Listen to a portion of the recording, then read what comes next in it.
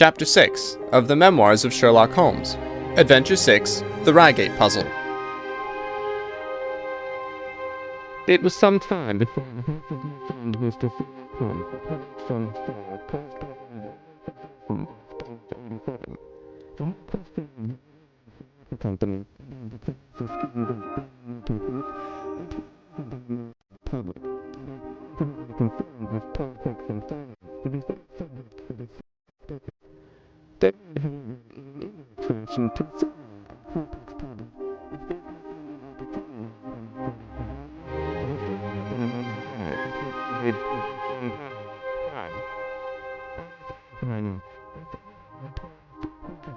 That I received a telegram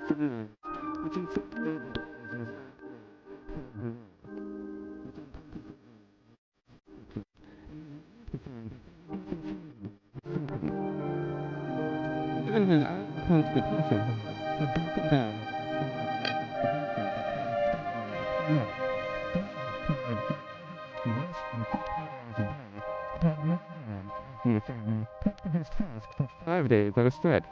Even the triumphant issue of his labors could not save him from reaction after so terrible an exertion, and at a time when Europe was ringing with his name, and when his rule was literally ankle deep with congratulatory touchdowns, I found him a prey to the blackest depression. Even knowledge that he had succeeded where the police of 3 countries had failed, and that he had outmaneuvered at every point the most accomplished burglar in Europe, was insufficient to rouse him from his nervous prostration. 2 days later, the confession together.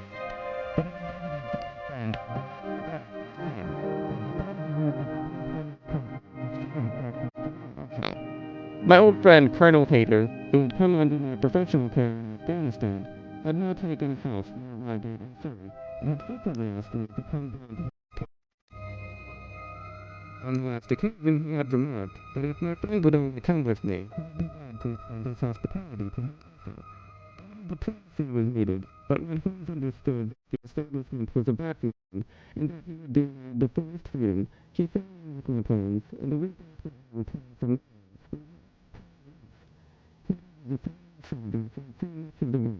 he soon found, as I expected, that his and he had much in common. And if he was down after dinner, his upon sofa, while he and I looked at his little eyes used to happen.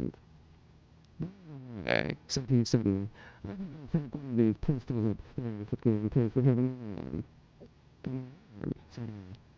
Yes, it is strange, who's over 29 said his husband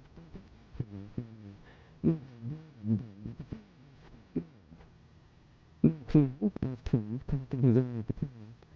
Not his head, but a petty one, country crimes, with his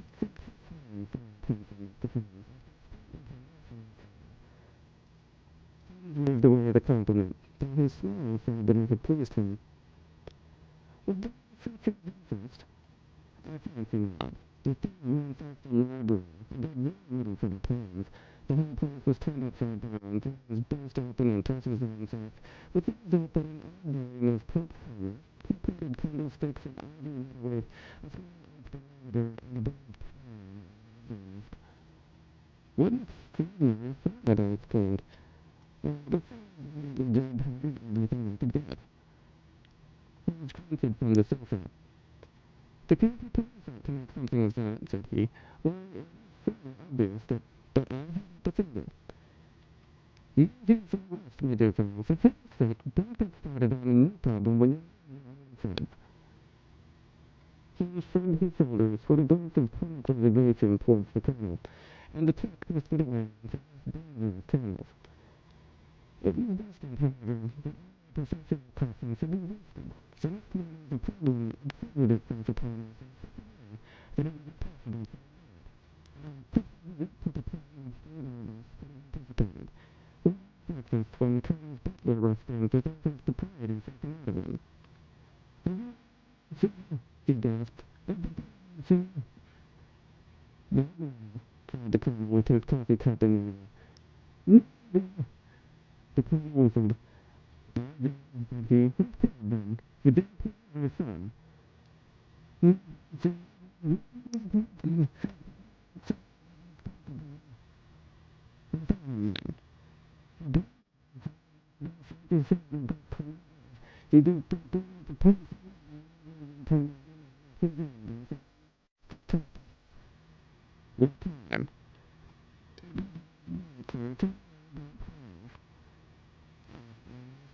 Afterward, said the Colonel coolly, settling down to his breakfast again. It's a baddest business. He added when the button was done.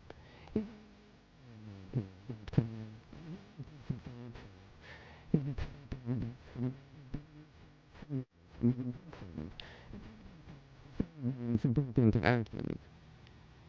So that singular correction, said Holmes thoughtfully. Precisely. It may prove the simplest matter in the world, but I will say at first glance, this is just a little curious, is it not? Again, burglars active in the country might be expected to vary the scenes of operations, and an appetite keeps them the same efforts within a few days. When the inspector last night of taking precautions, I remember, passed in my mind, this was probably the last person, perhaps the thief or fraud, would be able to take attention, which seemed I so much to learn. I fancy some miracle practitioner, said the Colonel. Podcast, of course, actors and television, just the places who would do so, since they understand the world of the basket. Well, for some years, which would fit the world of both of them, I fancy. Oh, there is some time on whose permanent estate, has been in both hands. If it's should not be much difficulty in doing, said Holmes with a yawn. Well, I don't intend to meddle. It's been said the door. The a smart, keen-faced young fellow stepped into the room. Said he, I don't inside, but the is here. The Colonel waved his hand towards my friend, and the inspector bowed. With that, you appear to step across, Mr. Holmes. The fates are against you, Watson, said he, laughing. We were chatting about the matter when you came in, Inspector. Perhaps you can see the details. As he leaned back in his chair in a familiar attitude, that the case was hopeless. We hadn't clearly acting affair, but you were talking around, and there's no doubt it is the third party in each case. Ah, yes, sir, but he was to do after the shot that killed poor William Cameron's hand. Mr. Cunningham signed from the Dublin Mail, and Mr. Cunningham signed from the back passage. It was pretty that Mr. Cunningham had just got into bed, and Mr. Arthur signed from the pipe in his dressing room. They both heard William the coachman calling for help, and Mr. Arthur ran down to see what was the matter. The back door opened, and as he came to the foot of the stairs, he saw a policeman wrestling to get outside. One of them fired a shot, so it dropped, and the other rushed across the building and into the hedge. Mr. Cunningham looked in his bedroom, saw the fire down the road, but lost sight of it at once. Mr. Arthur stopped to see if he could help the dying man, and so his own got clear away. Beyond the fact that he was a well-sized man, and dressed in some dark stuff, we had a person called back we the details, and I told the stranger until I still find him out. But what was William doing? Did he say anything before he died? No, he did. He lived at the lodge with his mother, and as he was a very faithful fellow, we imagined that he walked up to the house with the intention of seeing how he was working. Of course, after the death had put him in the bed, the mother must have just burst open the door, the lock had been forced, when night came upon him. Did he say anything to his mother before going out? She did her best, and we can get no information from her. In fact, had we been half-witted, but instead she was very bad. There's one very important circumstance, however. Look at this. He took a small piece of curl paper from a notebook and spread it out upon the knee. This was found between the finger and thumb of the dead man. It appears to be a fragment torn from one of his feet. You know that the ornament in the planet is the vampire of the poor fellow at his feet. You see, his mother would have torn the rest of his feet from her would have taken a fragment from the nose, and that is very important. The scrap of paper, which is reproduced.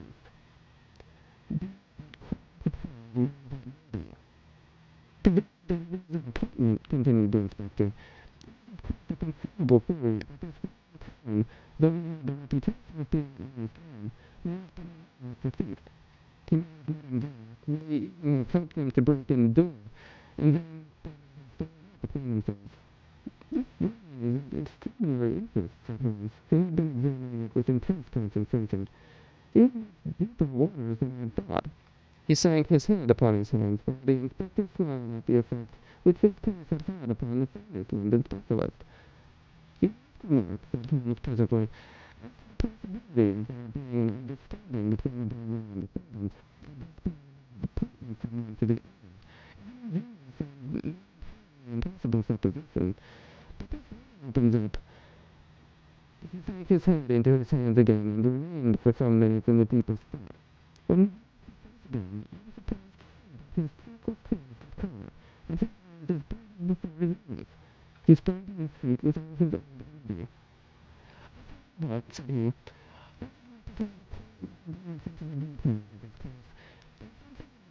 fascinate me extremely.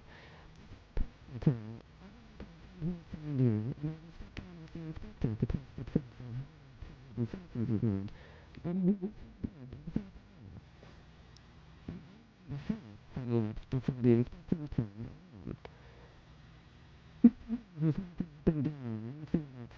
said he, he was all fair to the face together. To Mr. James. Yes, sir. What for? The inspector shrugged his shoulders. I don't quite know, sir, but he himself, I think Mr. Holmes had not quite got off. He took excited. I don't think he yourself, said I. I found that there was method in his madness. Some folks might say there was madness in his method, muttered the inspector, but he tried to start, so we had best go out if you. We found Holmes pacing up and down in the field, his chin sunk upon his breast, and his hands thrust into his trouser pockets. "The man grew said he. "Walter, Walter Fitz has been a distinct success. I've had a charming man." "You've been considered the crime, you understand," said the Colonel. "Yes, the inspector and I have made quite a little reconnaissance together." "Any success?" "Well, we've seen some very interesting things. I think we might do it as a walk. First of all, we found a man who was unfortunate man. He said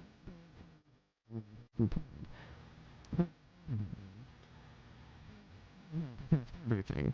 Our inspection was not wasted. We had an interview with Mr. Cunningham and his son, who pointed out that was of great interest. Not really. Then we had a look at this poor fellow's letter. We could get no information from him, however. I think that old and feeble. Investigations. The connection about the crime is a very peculiar one. Perhaps our visit may do something to make it less obscure. I think we both agree, Inspector, that the amount of paper that we have, his death important. Important. Mr. Holmes. Exactly. Who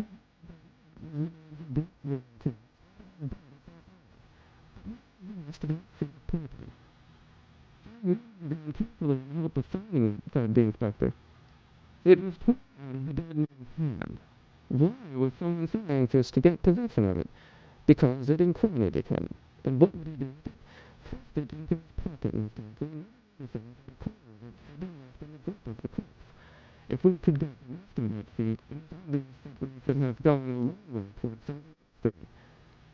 Yes, but how can we get out the criminal's pocket before we catch the criminal? Well, that was worth thinking over. Then the other obvious point. The note was sent to William. The man who wrote it could not have taken it. Otherwise, of course, he might have delivered his own message by word of mouth. Who brought it then? Or did it come through the post? Said the inspector.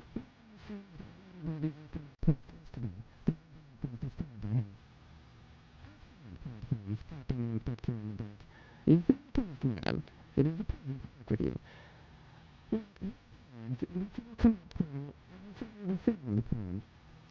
We passed the postcard the Queen house, which goes to bed and ticket upon the inside the door. The inspector then found it and so returned to the side gate, which is separated by a stretch of garden from the hedge which ran round. The constable was standing at the kitchen door. "Sir," said Holmes.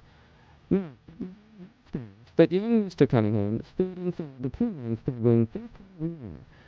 Mr. Cunningham was at one window, the second on the left, and he saw the phone that was just to the left of that box. And Mr. Arthur, and not beside the wounded man. To get inside, you see, and then the bodies. As he spoke, two men came down the garden path from round the end of the house. So one was an Indian man with a strong, deep-lined, heavy-eyed face. The other was the his expression and silly dress were in strange contrast with the business which had brought us there. Said he to Holmes, "I thought you were a friend. You don't seem to be so very close up to him." "I must give you some time," said Holmes concernedly. "He didn't," said young Cunningham. "Why, I don't seem to be hearing from you." "This morning," answered the inspector, "we thought that if we could only find important my person's face had suddenly assumed the most dreadful expression. His eyes were bugs, his features writhed in agony, and with a suppressed groan he dropped on his face upon the ground. Horrified at the suddenness and severity of the attack, we carried him into the kitchen, both he lay back in the large chair, and breathed heavily for some minutes. Finally, with a shamefaced apology for his weakness, he rose once more. "Recovered from a severe illness," he explained. "Sudden nervous attacks." "Has he had a trap?" asked old Cunningham. "Well, since I am here, there is one point on which I should like to feel sure. We can very easily verify it." "What is it?" "Well, it seems to me that it is just possible that the arrival of this poor fellow Williams was not before, but after the entrance of the burglary into the house. The perpetrators forgotten that, although the door was forced, the robber never got in." "I think the answer is quite obvious," said Mr. Cunningham gravely. "Why, Sir Arthur had not yet gone to bed, and she would certainly have heard everyone move. What did he say?" "I was walking in my dressing room." "Which was that?" "The last night with your father." "Both of you were for it, of course?" "Undoubtedly." "There are some very singular points here," said Holmes smiling. "It's extraordinary that a burglar had some previous experience, could deliberately break into a house at a time when he can see from the lights that part of the family is still there. He must have been cold-blooded. Well, of course, if the case is should be able to rescue for explanation," said young Mr. Egg. "But as to the idea that the man had leave the house before we had him, what the things which he had taken?" "It depends on what the things were," said Holmes. "You said that the peculiar fellow, and he appears to have been on. But the question is to you things. And what was it about this? Mr. Holmes, said Cunningham.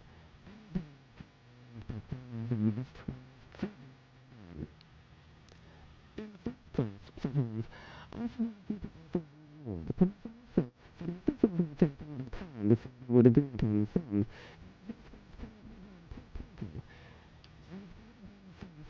he would not mind signing £50 is quite enough, I thought." "Yes, sir," said the J.P., taking a slip of paper and a pencil which he handed to him. He added, glancing at the document.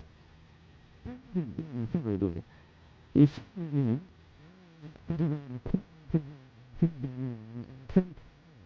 and so on. As a matter of fact, I was playing at the mistake, for I didn't think criminal souls would fail in such of the kind. Specifically to be acting against the fact, but I suspected him, and this one was definitely to say that he was still from the himself. He was embarrassed, for instance, for the inspector raised his eyebrows, and I burst into a laugh. The corrected the mistake, however, and handed the paper back to Holmes. "As you told you as soon as possible," he said, "I don't want you to realize." Holmes put the slip of paper carefully along into his pocket-book. "And now," said he, "it would be a good thing that we should all have together, The puzzle did not answer everything. Before from the door which had been served. Puzzles had been pressed in, and the lock forced back with it. You could see the rubber had been pushed in. You doors then, he asked. When you found it necessary, you will keep a door. Yes, but you turn the house. When did the servants go to bed? I don't know. I understand you were in bed for about an hour. Yes. Someone was particular night. Now, I should be warned the kindness to say the house is becoming a passage with the kitchen breaking away from it, led by a wooden staircase directly to the first floor of the house. It fell into the opposite to the second floor with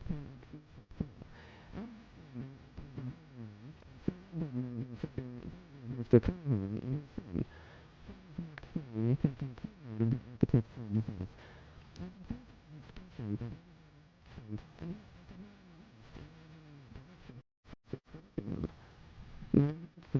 Said Mr. Cunningham with some impatience. It is necessary. At the end of the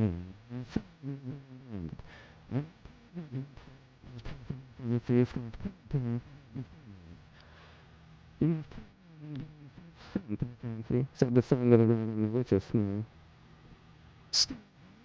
The king I think that the bedrooms command the front. This he pushed it down.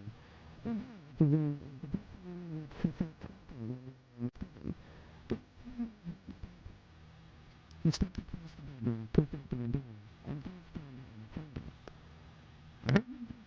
now, said Mr. Cunningham quickly. Thank you. I think I've seen that I left. Then, if it is really necessary, we can go into my room. It isn't trouble. The G.P. shrugged his shoulders, and led the way into his own chamber, which was a poorly furnished and commonplace room. As we moved closer in the direction of the window, things fell back until he and I were the rest of the group. The bed stood oranges on the top of the wall.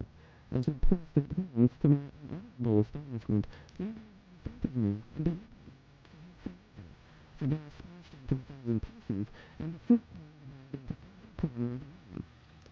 You don't know, Watson, said he coolly. The carpet. I stepped in some confusion and began to pick up the fruit, understanding for some reason my companion desired to take the blame upon myself.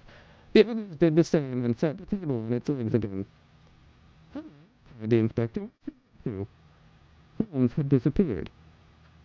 Wait here an instant, said young Alec Cunningham. The fellow ducked his head in my opinion. Come with me, sir, and see what They rushed out of the room, leaving the inspector, the colonel, and me staring at each other. Upon my word, I'm inclined to agree with Master Alec, said the official.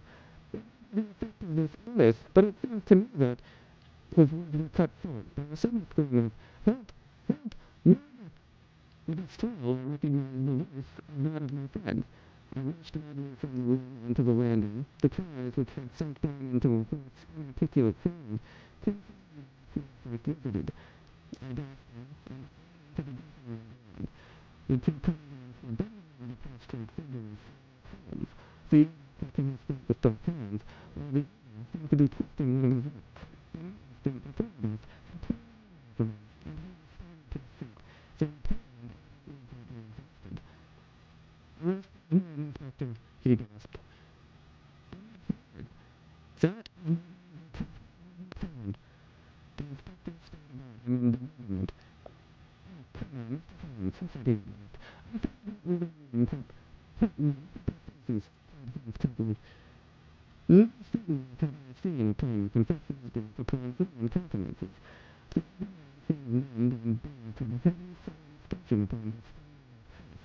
The sun, had dropped all that jaunty, dashing style which had characterized him, and the ferocity of a dangerous wild beast gleamed in his dark eyes, and distorted his handsome features. The inspector said nothing, but stepped to the door. He blew his whistle. Two constables came at the time. I didn't intend Mr. Cunningham for the mistake, but you can see you. He stood with his hand on a revolver which the young man was in the act of cocking. Said Holmes, putting his foot upon it. He preferred to try the fire, but this is what we really wanted. He held up a little crumpled piece of paper. The remaining receipt, cried the inspector, precisely. And well, I was sure it must be. I'll make the whole man copy presently. I think that you can write the time, and that will be the inspector with the prisoner. You suddenly came back at luncheon time. This is his word. For about 1 o'clock, he dined up in the Colonel's smoking room. He was accompanied by a gentleman who had been to be present he Holmes. To take a clear interest in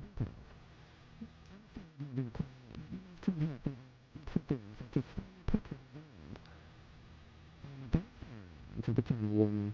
I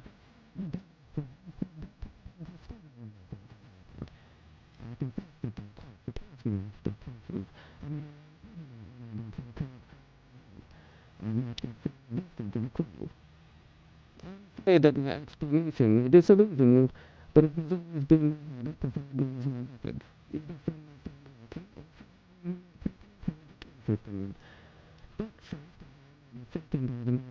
Which I had in England, I think that I should help myself to a doctor of brandy, Colonel.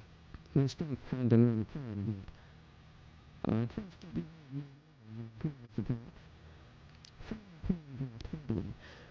we will come to that next time, said he. I will attend to the case before you and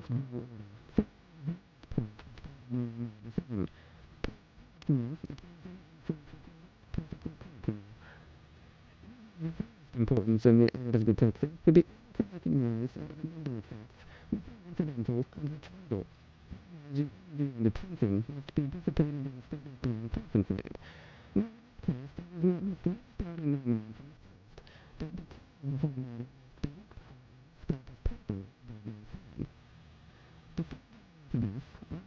attention to the fact that coming on the narrative was correct, and the assailant, after seeing William killing, had instantly said that it was mistaken about the he who took the paper from the diamond hand. But if it was not he, it must have been so by the time that the man had defended several times back on the scene. The point is a simple one, but the inspector removed it because he started with the supposition that the escaping aliens had nothing to do with the matter.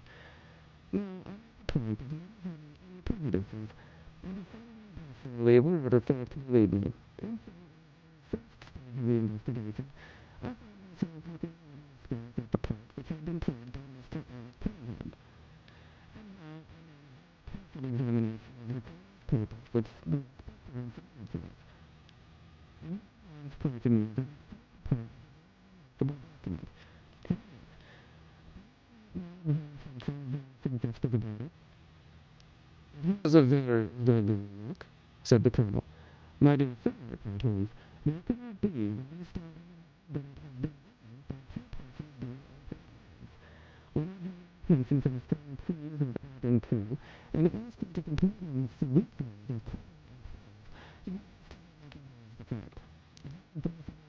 Useful word to say with the utmost confidence that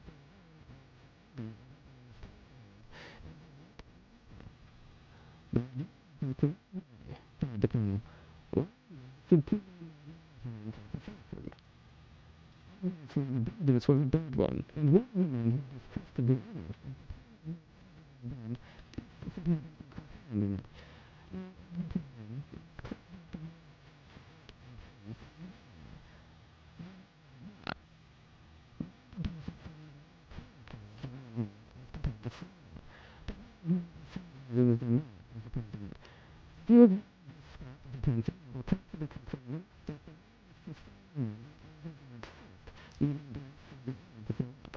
these beliefs were sufficient, and you can see that the second man who disclosed the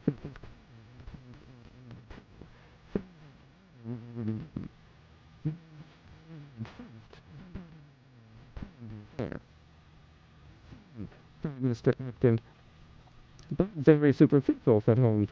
We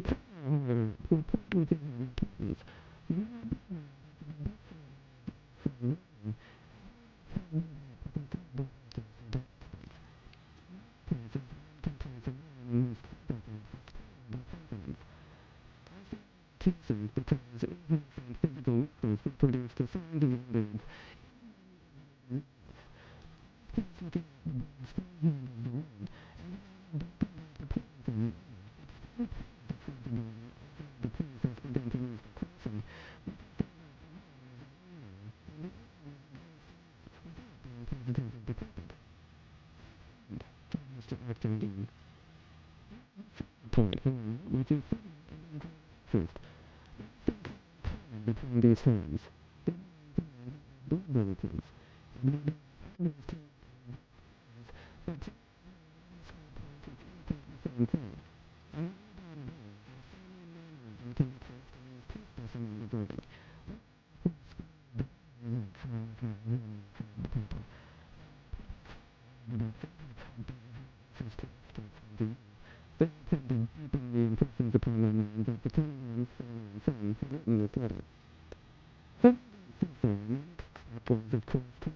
into the details of the crime,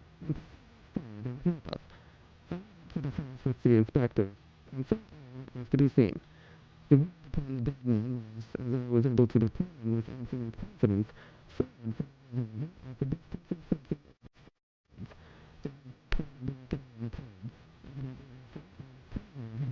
when the man was still that was found. I then agreed as to the place where the man escaped into the road. At that point, as it happened, moved at the bottom, and there were no indications of bookmarks about this ditch. I was able to not at the time, but that I had not been upon the scene at all. Now, to consider the motive of this singular crime. To get this, I endeavored first of all to solve the reason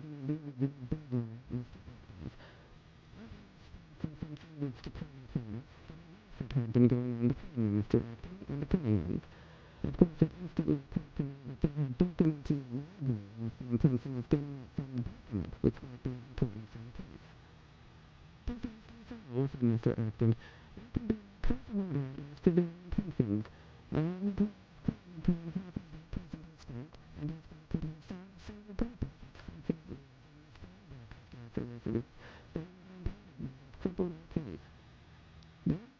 Holmes smiling. It was a bit reckless attempt, in which I seemed to trace the influence of the act. Having found nothing, I tried to divert suspicion, but it appeared to be to return to what I wanted above all was to get the missing part of that note. I was certain that Leach had pulled out of the dead man's hand, and I was certain that he must have taken the pocket of his man. The question was whether it was still there. It was worth an effort to find out, and so that objects were all back to the house. The dead man was doing this, as you doubtless remember, outside the kitchen door. It was, of course, of the first importance that they should not be reminded of the existence of this paper, otherwise they would virtually destroy it throughout the way. The instructions about the paper and the importance which he attached to it, this chancellor, I tumbled down sort of fit, and so changed the conversation. Tried to tell me sympathy was a wasted and fit and impossible. Speaking professionally, concerning with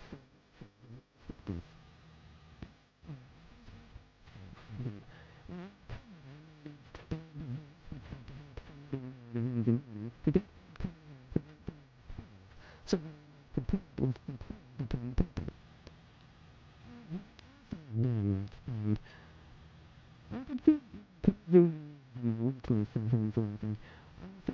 the sympathetic pain which I know that you felt.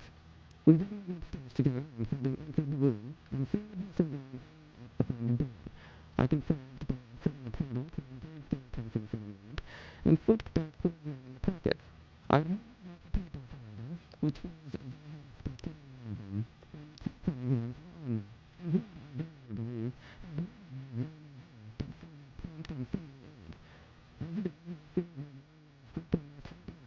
and the twisted and the paper in his hand. And so you see, and the same thing security to complete the spell. He had been perfectly desperate. Coming afterward as to the memories of the king. He was comfortable enough, his son was a perfect demon, that he could go on his own believing in vain, if he could have done it overheard. When Cunningham found that the case against him was so strong, he lost all hope and made a clean breast of everything. It he had secretly found his king after the power. The city was from exposure, from the workroom plan. Going to come over that further.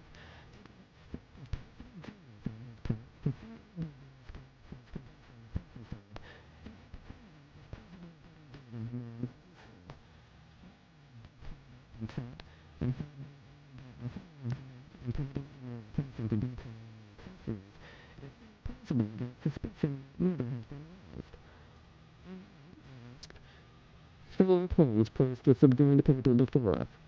If you would and according to things, for the first time,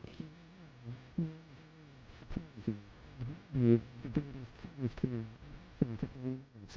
but something terrible upon the matter. It is very much the sort of thing that I expected from you. Of course, you do know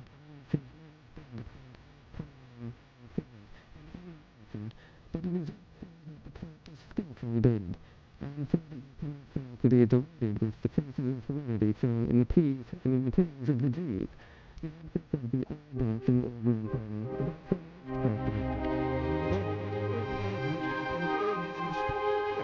and I shall certainly reply back to you. End of Adventure 6. The Reigate Puzzle.